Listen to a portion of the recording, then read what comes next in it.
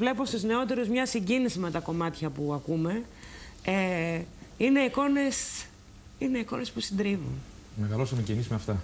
Μεγαλώσαμε με αυτά. Και καθώς κλείνουμε τη σημερινή εκπομπή και σας ευχαριστούμε που την παρακολουθήσατε, θέλουμε πρώτα-πρώτα να ευχαριστήσουμε εσάς για αυτό που είσαστε και για αυτό που είσαστε ακόμα. Ένα τελευταίο. Εγώ αφήνω στην πατρίδα μου καλούς απογόνους. Έκανα 2 παιδιά με περηφάνεια για την πατρίδα μου. Να τα χαίρεστε. Όλοι χαιρόμαστε τα παιδιά μας και με δυσκολίες. Ναι. Ευχαριστούμε τον Λευτέρη Ξανθόπουλο για την παραχώρηση των ταινιών «Η Ελληνική Κοινότητα Χαϊδελβέργης» και το Γιώργος από τα Σωτηριάνικα. Το Ινστιτούτο Γκέτε για την παροχή φωτογραφικού υλικού, την εκπομπή Οδύσσια της Earth World, το Μουσείο Φωτογραφίας της Θεσσαλονίκης και βεβαίως την εκπομπή Παρασκήνιο της Earth για την παραχώρηση του αφιερώματος Έλληνες Εστιατόρες του Βερολίνου. Ευχαριστούμε πάνω απ' όλα τον κύριο Λάκη Χαλκιά, που έχει τιμήσει με την παρουσία του, έχει επισκεφθεί τους Έλληνες στο εξωτερικό 1 και 2 και 10 φορές και έχει συχνά γίνει η φωνή τους. Το φωνητικό σύνολο Ενφωνές και πάνω από όλα εσάς που βρίσκεστε εδώ, που ταξιδέψατε, που το παλέψατε, που αγωνιστήκατε ο καθένας από τη δική του σκοπιά.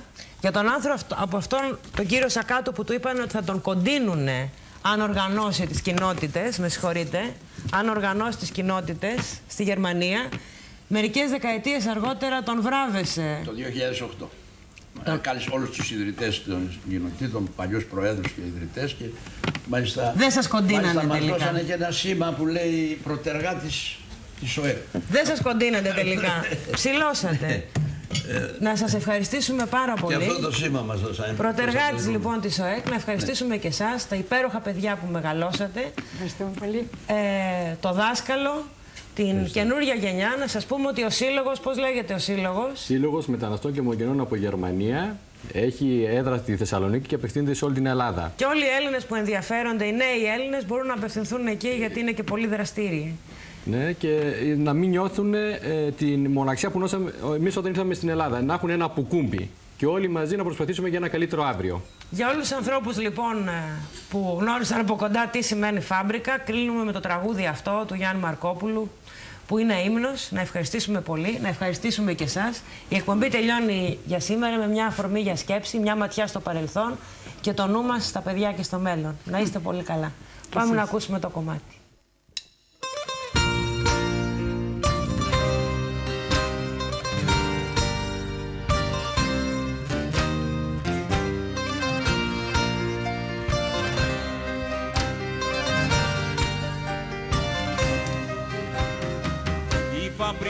Η φαμπρικά δεν σταματά, δουλεύει νύχτα μέρα.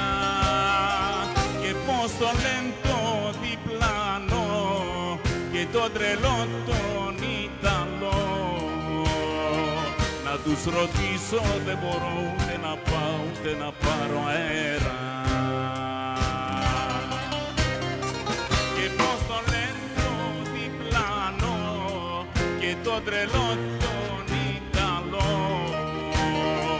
Να τους ρωτήσω δεν μπορώ ούτε να πάω ούτε να πάρω αέρα.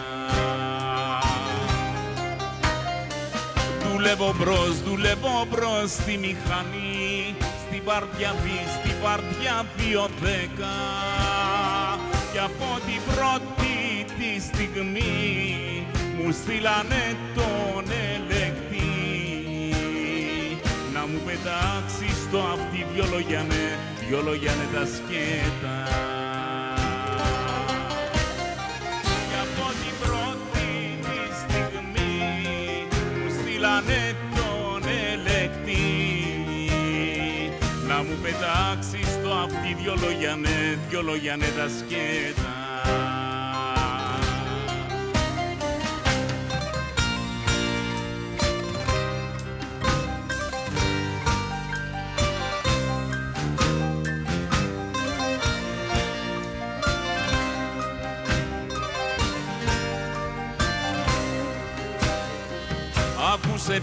Άκουσε φίλε μικρέ, ο χρόνος είναι χρήμα. Με τους εργάτες μη μιλάς, την ώρα σου να την κρατάς. Το γιο σου μην τον λησμονάς, πειναϊκή, πειναϊκή είναι κρίμα. Με τους εργάτες μη μιλάς, την ώρα σου να την κρατάς. Το γιο σου μην τον λησμονάς, πειναϊκή, πειναϊκή είναι κρίμα. Κι έτσι στο πω, κι έτσι στο πω, στο μου σκυπτός, ξεχνάω τη μιλιά μου. Είμαι το νούμερο 8, με ξέρουν όλοι με αυτό. Κι εγώ κρατάω μυστικό, ποιο είναι το όνομά μου. Είμαι το νούμερο 8, με ξέρουν όλοι με αυτό. Κι εγώ κρατάω